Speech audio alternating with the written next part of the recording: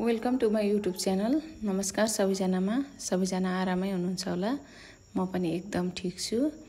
आज चाहिँ भने म बाबुलाई छोड्न स्कुल गएको छु। यो स्कुल छोड्न गएको मौकामा साथीहरूसँग त्यहाँ एकछिन गफ लगाएर भिडियो पनि क्लिक गरेको छु मैले। हेर्नुहोला, उहाँहरू सबै अटिस्टिक चाइल्डको प्यारेन्ट्स हुनुहुन्छ, मम्मीहरू हुनुहुन्छ। हामी यसरी नै स्कुल पुऱ्याए पछाडि एकछिन गफ लगाएर मात्रै घर फर्किने गर्छौँ। यही हो हाम्रो बाबुको स्कुल चाहिँ स्पेसल एजुकेसन सेन्टर धरान। यहाँनिर हामीले बच्चालाई छोडिसके पछाडि अब 4-5 घन्टा हामी फ्री हुन्छौँ, एकदम फ्री हुन्छौँ। त्यही टाइममा 1-1.5 घन्टा चाहिँ यहीँनिर बसेर गफगाफ गरेर अनि हामी आफ्नो घरतिर आउने गर्छौँ। यसो गफगाफ गऱ्यो भने पनि मनको बोझहरू धेरै हल्का हुन्छ। त्यही भएर सबैजना मेरो बच्चा यस्तो, तपाईको कस्तो भयो, के हुँदैछ भनेर त्यस्तै उस्तै कुरा गरेर छलफल गरौँ, आफ्ना कुरा राखो अनि त्यस पछाडि हिँडो गर्ने गर्छौँ। अब म चाहिँ अलि दिन पछाडि तपाईहरुलाई उहाँहरूसँग लिएको 1-2 जनाको कुराहरू पनि राख्नेछु, देखाउनेछु तपाईहरुलाई। हामी चाहिँ घर फर्किसकेको छौँ। अनि यो चाहिँ भरे बाबुको छुट्टी भइसकेपछि ल्याइसकेर घरमा खाजासाजा खुवाइसके पछाडि चाहिँ मैले उसलाई यहाँनिर मसाज गरिदिन थालेको छु। मसाज भन्दा पनि यो ब्रस लगाइदिँदैछु। यो ब्रसले चाहिँ यसलाई हामी सेन्सरी ब्रस भन्छौँ। हाम्रो बच्चाहरूलाई चाहिँ धेरै सबै प्राय बच्चाहरूलाई चाहिँ स्किनको सेन्सरी हुने गर्छ। त्यही भएर हामीले यो ब्रस लगाउन जरुरी छ। यहीँ आए पछाडि सबै कुरा थाहा भएको मलाई पनि के गर्ने कसो गर्ने। यो त मेरो अनुभव, मैले गरेको कार्य मात्रै देखाएको हो। मलाई सबै कुरा थाहा छैन, तर मैले जे गर्छु, जे गराइरहेको छु मैले त्यो मात्रै देखाउन खोजेको हो। मैले चाहिँ के गराउँदैछु त यहाँ आएपछि त्यति कुरा मात्रै देखाउन खोजेको हो। मैले कसरी गराउँदैछु, के गराउँदैछु र कस्तो हुँदैछ भन्ने कुराको जानकारी गराउनको लागि मात्रै यो मैले सेयर गर्न खोजेको। तपाईहरुलाई पनि कतै कसैलाई सहयोग भइहाल्छ कि यसले कुनै प्रेरणा मिलिहाल्छ कि भन्ने हिसाबले मैले गर्न खोजेको हो। मैले गराएको कुरो देखाउन खोजेको हो।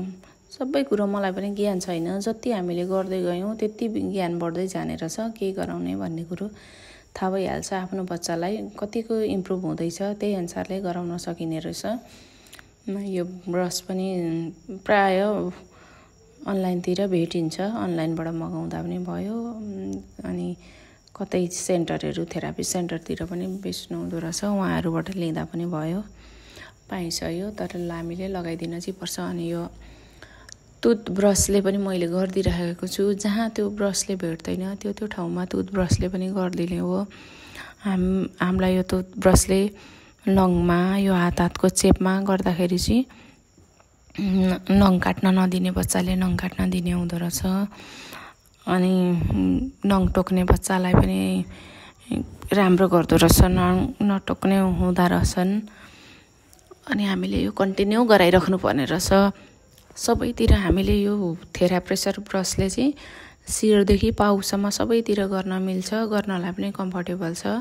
त्यही भएर हामीले यो कपडा लगाएर होइन, कपडा खोलेर उनीहरूलाई सबै स्किनमा पुग्ने गरेर हामीले गरिदिनुपर्छ। सबैतिर ब्रस दल्दिनुपर्छ। त्यो हुँदाखेरि उनीहरूको सबतिरको स्किनले थाहा पाओस्, उनीहरूलाई थाहा होस् मैले यहाँ ब्रस लगाउँदैछु, मलाई यो दुखाइ भइरहेको छ, मलाई यो सामानले घोच्यो, यो सामानले मलाई काट्यो, यसले काट्दाखेरि दुख्ने रहेछ भन्ने कुरादेखि लिएर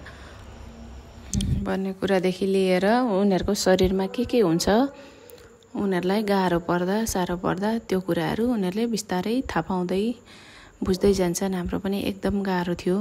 उसले त झन् चप्पल लाएर पनि हिँड्न थाहा पाउँदैन थियो। चप्पल नलाइ हिँडेको थाहै हुँदैन थियो।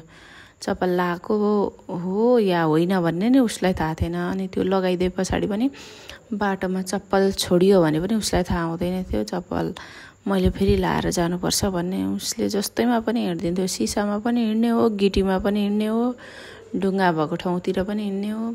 तर यहाँ आइसके पछाडि सबै कुरा थाहा पनि पाएँ मैले यो धरान आइकिन।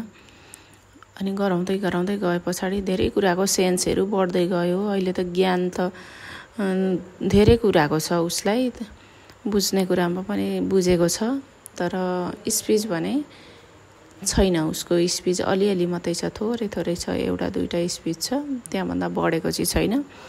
तर बुझ्ने कुरामा बुझ्ने चाहिँ भएको छ। अनि हामीले यो फिजिकल थेरापी सबै गराउनु पर्ने रहेछ।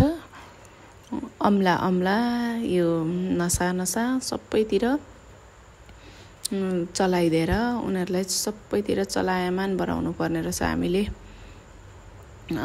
अनि यो नङको माथितिर ब्रस लगाइदिएर, नङको कापतिर ब्रस लगाइदिएर, अनि अम्लाहरूमा पनि त्यसरी नै डिप मसाज गरेर कति बच्चाहरूको अब ह्यान्ड फ्ल्यापिङ गर्ने हुन्छ, अनि कति बच्चाहरू कान थुन्ने हुन्छ, कति बच्चाहरू टाउको ठोक्ने हुन्छ, हरेक हुन्छ, आफ्नो आफ्नो समस्या हुन्छ। धेरै बच्चामा जति बच्चा छ त्यतिमा सबैजनामा फरक खालको समस्या हुन्छ। तिनीहरूलाई चाहिँ अब ठ्याक्कै हामीले यो गर्दा हुने रहेछ थेरापी भनेर थाहा पाएर गऱ्यौँ भने त्यो थेरापी चाहिँ अब छिट्टै लाग्छ, बेटर हुन्छ।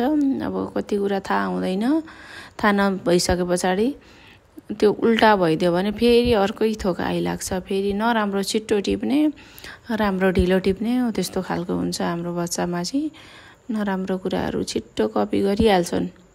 राम्रो कुरा एउटा कुरा सिकाउनको लागि टाइम लाग्छ, धेरै टाइम लाग्छ। अनि मैले चाहिँ यो अर्को ग्लोभ्समा मटर, चना, मकै, अनि पिठो, चामल, तोरी यस्तो चिजहरू राखेर बनाएको छु। यो चाहिँ अब जिउतिर फाल्टैले, टाउकोमा फाल्टैले त्यसरी गरिदिनका लागि छ्याप हान्दिनँ मैले, यसले गरेर पनि देखाएको छु। यिनीहरूलाई चाहिँ यो हान्दाखेरि अलिकति सेन्स बढ्छ, उनीहरूलाई दुखाइ पनि महसुस हुन्छ।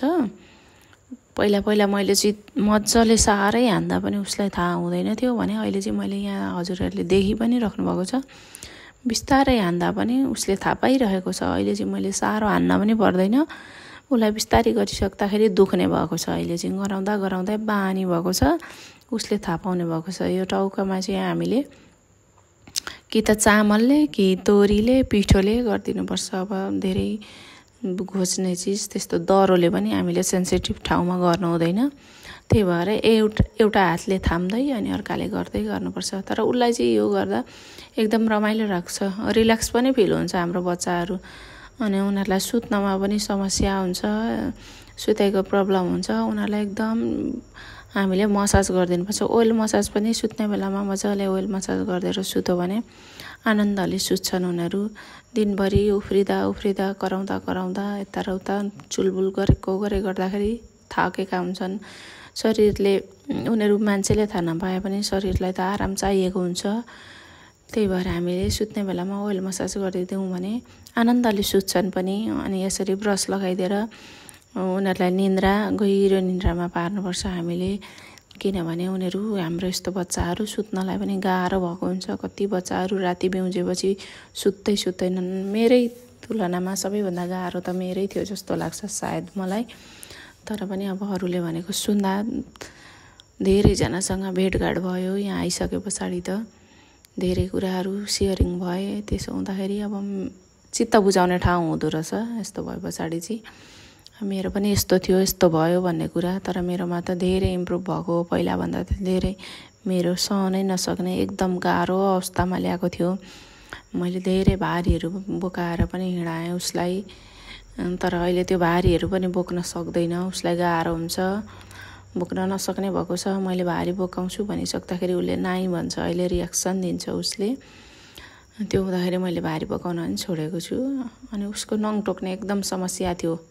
नङ टोक्ने समस्या भने मैले जब यो ब्रस लगाइदिन थालेँ, कन्टिन्यू ब्रस लगाइदिएँ, लगभग 3-4 महिना लगाइदिइसके पछाडि चाहिँ उसको यो नङ टोक्ने बानी पनि हटेर गयो। नङ पनि काट्न नमान्ने, कपाल काट्न नमान्ने, समस्या सबैतिर समस्या थियो। ब्रस गर्न नमान्ने हरेक थियो। तर हामीले सबै थोक गरिदिँदै मसाज गरिदिँदै गएपछि, ब्रस दल्दिँदै गए पछाडि सबै कुरा बिस्तारै थोरै गर्दै राम्रै हुँदो रहेछ। अब मेरो बाबुमा पनि अलिकति ह्यान्ड फ्ल्यापिङको समस्या चाहिँ छ। आँखा अगाडि ल्याएर हात हेर्ने बेला बेला गर्ने। अहिले त नगर भन्दा त टेर्ने भएको छ, तर पनि उसको त बानी परिसकेको। अलिकति आँखा अगाडि ल्याएर उठाइहाल्ने छ। त्यही भएर मैले यो सानो काँडावाला बलले उसलाई हातमा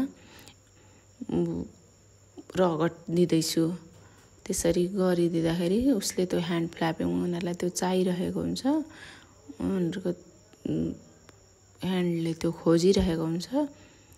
त्यही भएर मैले त्यो सारो चिजलाई अलिक दह्रो पनि छ त्यो, अनि कडा खालको छ, काँडा नि कडा खालको छ।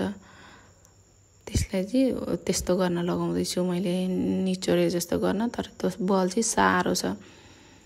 अनि त्यसो गऱ्यो भने ह्यान्ड फ्ल्यापिङ पनि हट्दै जान्छ, सेन्सरी इस्युहरू धेरै हट्दै जान्छ हामीले ब्रसहरू लगाउँदै गयौँ भने। यो चाहिँ सबै हाम्रो सेन्सरी इस्युभित्र पर्ने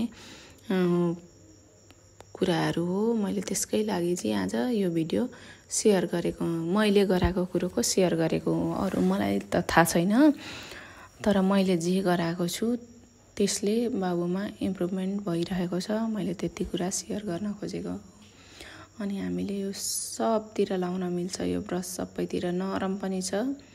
अलिकति खुट्टामा हातमा अलिकति डिप प्रेस गरेर मसाज गरिदिउँ, ब्रस लगाइदिउँ, शरीर सबतिर लगाइदिउँ। यो लुगा लगाउने कतिजनाको त लुगा लगायो खोलेर फ्याँकिदियो, लुगा लगाइदियो खोलेर फ्याँकिदियो, समस्याहरू छन्, धेरै समस्याहरू छन्। त्यसको लागि चाहिँ हामीले शरीरभरि सबैतिर ब्रस लगाइदिनु जरुरी छ। यसो गर्दाखेरि बिस्तारै बिस्तारै हरेक कुराहरू राम्रो हुँदै जान्छ। आज चाहिँ बाबुलाई सोयाबिनको तरकारी खान मन लाग्यो अरे, अनि ऊ आफैले चलाइरहेको छ, पकाए ठाउँमा आएर ऊ चलाइरहेको छ। सबको थेरापीहरू सकिए पछाडि ऊ त्यो खाने भन्न थाल्यो, अनि मैले तयारी गरिदिएको।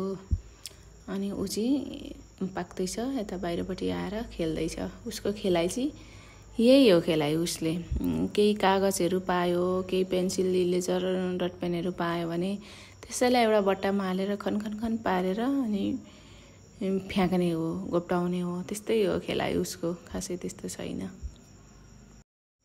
हस् त आजलाई यति नै, बाई बाई।